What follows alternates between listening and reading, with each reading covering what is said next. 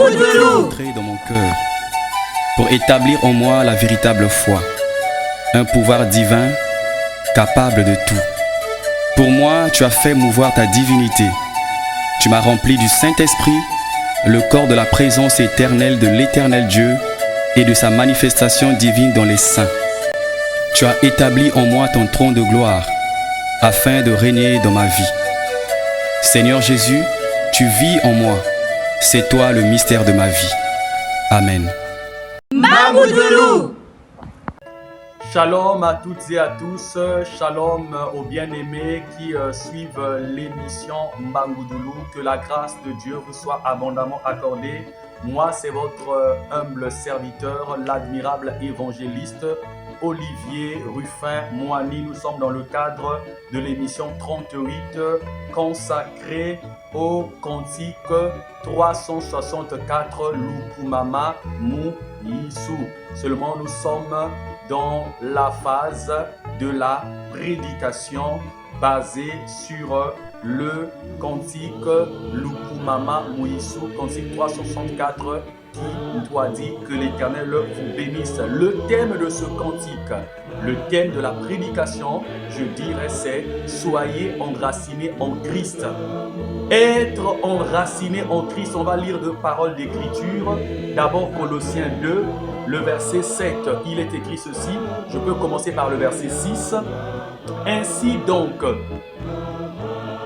comme vous avez reçu le Seigneur Jésus-Christ, marchez en lui. Marchez en lui. Le verset 7, étant enracinés et fondés en lui et affermis par la foi d'après les instructions qui vous ont été données et abondées en action de grâce. Je vais prendre 2 Corinthiens 13, le verset 5. Examinez-vous vous-même pour savoir si vous êtes encore dans la foi. Éprouvez-vous vous-même. Ne reconnaissez pas que Jésus-Christ est en vous, à moins peut-être que vous ne soyez réprouvés. Donc le thème c'est « Soyez enracinés en Christ ». Être enraciné en Christ, cette parole ne s'adresse pas aux païens. Parce qu'on a comme l'impression, ou les gens ont comme l'impression, les chrétiens et chrétiennes sont convaincus, le fait qu'ils fréquentent des églises, le fait qu'ils servent Dieu, peu importe le département, le fait qu'ils ont été baptisés, que cela signifie qu'ils ont une bonne relation avec Dieu, avec Christ, avec le Saint-Esprit, ou que cela signifie qu'ils sont sauvés. Non, tu peux aussi avoir été baptisé, mais à la manière des pharisiens, un effet de mode. Tu t'es fait baptiser pour faire plaisir à quelqu'un. Tu t'es fait baptiser pour t'accommoder à quelque chose. Tu t'es fait baptiser parce que tu voulais être dans tel service. Dans ton église, on dit, si tu n'es pas baptisé, tu ne peux pas être chantre, tu ne peux pas être protocole, tu ne peux pas être modérateur, officiant, ainsi de suite. Donc tu t'es fait baptiser, non pas parce que tu voulais être sauvé ou tu voulais avoir une bonne relation avec le Père, mais c'est parce que tu voulais, tu désirais et seulement être dans ce service, être dans tel ou tel autre département. Tu peux être baptisé à la manière des pharisiens, c'est-à-dire par hypocrisie, pour montrer aux gens que je suis aussi un enfant de Dieu. Nous voyons des gens, il est dans le péché, il est, j'allais dire, dans des sectes, dans les écoles initiatiques, mais en même temps, il est à l'église, il est fidèle. C'est seulement pour embrouiller. C'est seulement pour embrouiller. C'est comme un homme qui n'est pas un vrai homme, mais qui a une femme à côté pour embrouiller les gens. C'est comme une femme qui n'est pas une vraie femme, mais qui a un homme à côté pour embrouiller les gens. Mais en vérité, il n'est pas ce qu'il révèle, il n'est pas ce qu'il dévoile. Donc cette parole ne s'adresse pas aux païens. Elle ne s'adresse pas d'abord aux musulmans. Elle ne s'adresse pas d'abord aux bouddhistes. C'est une épître, c'est la lettre de Paul adressée aux chrétiens qui étaient éparpillés dans le monde. Et dans le cas d'espèce, qui était à Corinthe, il dit soyez enracinés en Christ. Il dit soyez enracinés en lui. On ne vient pas à Christ pour demeurer superficiel.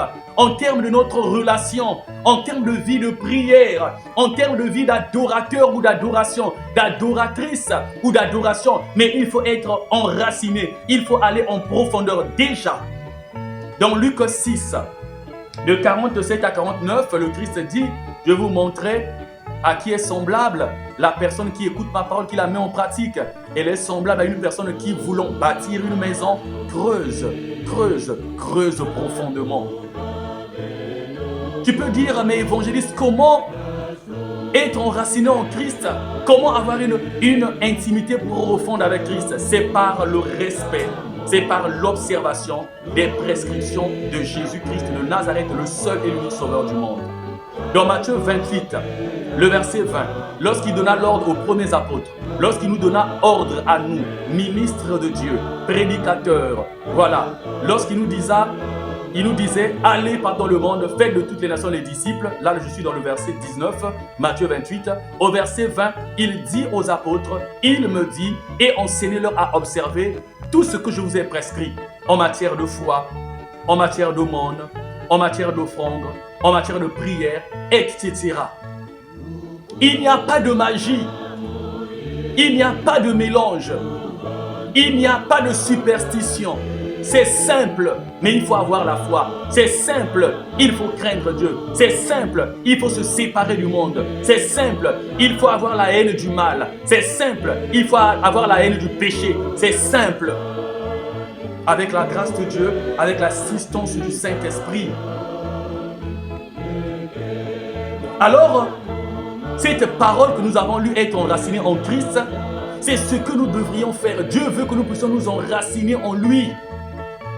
Mais force est de constater, nous sommes des chrétiens, nous sommes des chrétiennes, mais enracinés dans le mal, enracinés dans le monde. On prend le monde, on emmène dans l'église, on essaie d'embellir, on met la chaux. Voilà, on met la couleur blanche, on met la teinture blanche, alors que c'est le péché. C'est le péché, on veut justifier. On veut justifier les danses mondaines dans l'église. Oh non, maintenant c'est pour Dieu. On veut justifier. On prend la musique mondaine, on emmène dans l'église. Là où on avait mis, par exemple, excusez-moi, hein, on avait chanté pour Ruffin, on met soit Christ. Là où on avait mis Olivier ou Oliviera, ma chérie que j'aime, on met Jésus, Nalingakayo, je t'aime. Mais l'esprit de la chanson est mondain, est profane. Les gens chantent, les gens louent Dieu, mais ils demeurent en bas, ils demeurent loin de Dieu. La relation n'est pas approfondie parce que le sceau de la chanson n'est pas un sceau céleste, n'est pas un sceau divin. Parce que le Saint-Esprit ne se retrouve pas. Les anges qui louent, qui adorent Dieu dans le ciel ne se retrouvent pas dans ce cantique-là. Donc la parole de Dieu est en train de dire dans 2 Corinthiens 13, 5, examinez-vous pour savoir si vous êtes encore en Christ. Êtes-vous encore dans la doctrine? Êtes-vous encore dans l'évangile de Jésus-Christ de Nazareth? Selon Matthieu, selon Marc, selon Luc, selon Jean ou selon Paul, dans l'évangile de Jésus-Christ, selon Pierre, es-tu toujours dans l'évangile? Soyons enracinés en Christ. Il y a des gens qui sont enracinés dans le mal, dans les ténèbres, dans les totems, dans les fétiches. Mais il est dans l'église. Mais il est encore enraciné. Il croit plus aux fétiches. Il croit plus aux totems. Il croit plus à ses pratiques qu'à l'église, qu'à la parole, qu'à l'évangile. Mais pourtant, il vient à l'église. Il est même dans un département. Soyons enracinés en Christ. Sois enraciné en Christ, ma bien-aimée. Jean 6, 37, le Christ ne mettra pas dehors celui qui viendra à lui. Alors selon ce cantique, il est dit, soyez enracinés en Christ, il ne chassera personne. Mais vos péchés, renoncez à vos péchés, reconnaissez vos péchés, renoncez à vos péchés. Et Christ va vous aider. Il est encore dit, vous les habitants de la terre. Là nous sommes dans le cantique. Vous les habitants de la terre, soyez enracinés en Christ. Ne soyez pas enracinés dans la philosophie. Ne soyez pas enracinés dans vos sciences et technologies seulement. Ne soyez pas seulement enracinés dans la politique, dans les affaires, mais soyez enracinés en Christ. En lui, vous avez la vie. En lui, vous avez le salut. En lui, vous avez la véritable paix. En lui, vous avez la véritable quiétude. En lui, vous avez la véritable bénédiction. En lui, vous avez le royaume. En Christ, vous avez le royaume. Le message central, soyez enracinés en Christ. Il ne chassera personne. Si vous venez à lui, il vous donnera la force d'abandonner le mal. Si vous venez à lui, il vous donnera la force d'abandonner le péché. Si vous venez à lui, il vous donnera la force de vous séparer d'avec le mal. Éphésiens 3, le verset 17. En sorte que Christ habite dans vos cœurs par la foi, afin qu'étant enracinés et fondés dans l'amour. Quand on est enraciné en Christ, on est fondé dans l'amour. On est fondé dans la crainte de Dieu. On est fondé, enraciné dans la foi en Christ uniquement. On est fondé, enraciné dans son nom. On est fondé, enraciné dans la crainte de Dieu. On est fondé, enraciné dans la justice, dans l'équité. Est-ce que toi-même, si tu pries, est-ce que tu es vraiment enraciné en Christ? Toi qui es encore mondain, Jésus ne te mettra pas dehors, il ne te chassera pas, il t'appelle, il dit viens, viens t'enraciner en lui, viens, soyez enracinés en lui, dans ses vertus, dans ce qu'il donne, dans sa parole, soyez enracinés en Jésus. Vous les habitants de la terre, comme cela est écrit dans le cantique, dans le deuxième couplet, vous les habitants de la terre, soyez enracinés en Christ. Il n'y a que Christ, il n'y a que son évangile, il n'y a que sa main droite, il n'y a que la puissance de son esprit qui peut régler les problèmes des nations, qui peut régler les problèmes qu'il y a sur la terre. Mais comme la terre, comme les nations ont refusé l'évangile, ont refusé la parole, ont bouté Dieu hors de leur sphère, hors de leur hémisphère. Voilà pourquoi il y a problème.